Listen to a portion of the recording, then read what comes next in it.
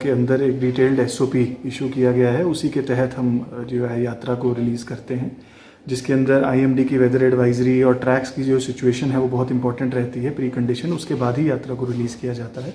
और जैसा कि हमने पिछले कुछ दिनों में देखा, जिस तरीके के वेदर की कंडीशंस थे उस हिसाब से यात्रा को कुछ दिनों के लिए सस्पेंड किया गया था। और ट्रैक्स की रेकी के बाद जो सामने आया कि पहलगाम एक्सिस पे कुछ रिपेयर वर्क्स की ज़रूरत है, जिसको बीआरओ की टीम अंजाम दे रही है। लेकिन बहरहाल जो हमारा बालटाल एक्सिस है उससे यात्रा को रवाना किया जा रहा है। और जैसा हम देख पा रहे हैं कि पिछले 2 दिन से बड़ी स्मूथ तरीके से यात्रा जो है वो चल रही है।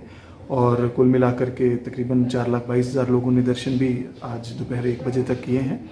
और जो एमआरटीज़ की टीम्स हैं, हमारी जो हेल्थ की टीम्स हैं, सैनिटेशन की टीम्स हैं, हमारे कैंप कमांडर्स हैं और जो डिस्ट्रिक्ट एडमिनिस्ट्रेशन है, उन सभी की जो कांस्टेंट सुपरविजन है वो यात्रा पर बनी है। देखिए, ज़रूर आईएमडी की वेदर एडवाइजरी 28 से आई है कि 28 से 31 कुछ एडवर्स वेदर स्पेल रहेगा और हैवी रेन्स के भी चांसेस हैं।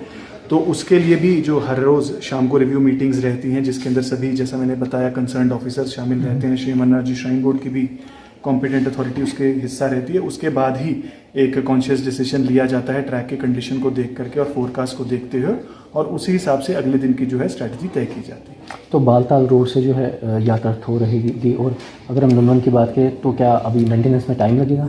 देखिए जी, अभी मेंटेनेंस चल रही है, बट वो भी वेदर पर डिपेंड करेगा कि अगर अगले आने वाले दिनों में फिर से बारिश होती है तो शायद मेंटेनेंस का वर्क थोड़ा स्पिल ओवर हो। और हर रोज डे टू डे बेसिस पर क्या प्रोग्रेस हमारी रह पाती है, क्योंकि वो एक लंबा स्ट्रेच है, जैसा कि हम जानते हैं, एक लंबा ट्रैक है। बालटाल का ट्रैक थोड़ा छोटा है, तो उस वजह से भी जो है मेंटेनेंस के कामों को थोड़ा ज़्यादा वक्त लगता है। उसके मद्देनज़र जो है जब ट्रैक की रेकी होने के बाद ही उसके ऊपर कुछ यात्रा रिलीज का फैसला लिया जाए। बेस कैंप पे जितने भी स्ट्रैंडेड थे उनको पहले ही यात्रा के लिए भेज दिया गया था। तो एज ऑफ नाउ कोई भी ऐसा पिलग्रिम नहीं है नुनवान में जिसको यात्रा के लिए जाना है। हाउएवर, जितना भी जम्मू से कॉन्वॉयज आ रहे हैं, ट्रेन से माध्यम से जो यात्री पहुंच रहे हैं पिछले 2 दिनों से, उन सभी को एडवाइजरी के तहत डायरेक्ट बालटाल कैंप ही भेजा जा रहा है, ताकि उनको किसी प्रकार की इनकन्वीनियंस ना हो। क्योंकि कुछ दिनों में देखा था कि हमारे पास बहुत सारी संख्या में अनरजिस्टर्ड यात्री पहुंचे थे, और बालटाल बेस कैंप की जो होल्डिंग कैपेसिटी है वो बढ़ा करके 40-45,000 तक हम पहुंचे थे। और आज की डेट में हमारे पास तकरीबन 15 से 20 हज़ार का ही तकरीबन बालटाल बेस कैंप पे डेली का लोड रहता है, जो कि हार्डली 50% है फिक्स कैपेसिटी। तो यात्रा के अंदर भी जो है थोड़ा सा decreasing trend in the number of arrivals देखा गया है पिछले कुछ दिनों में।